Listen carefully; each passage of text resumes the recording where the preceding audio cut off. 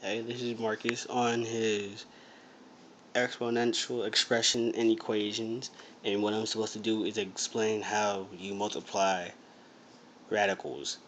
And so basically, if you have the same base, which is what's in the radical, are the same, then you multiply the outsides, and what you would get 8 times 4, which equals 32, and you leave the base alone.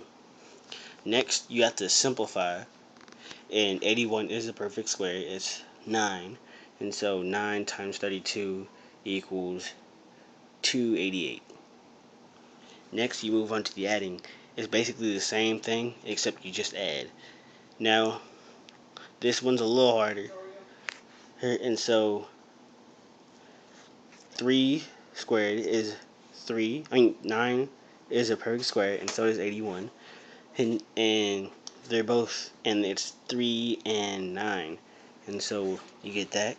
And when it's squared, you take the base out, and you multiply it by the outside, and then you get 9 times 36, and 9 times plus 36, and 9 plus 36 equals 45. Next is a little harder with the exponents, and it's basically the same thing still. Just simplify.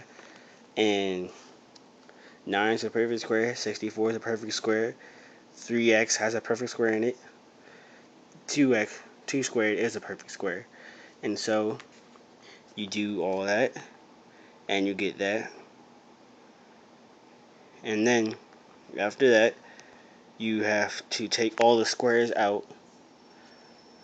And since there's no outside on here, you just take it out. No multiplying, no nothing.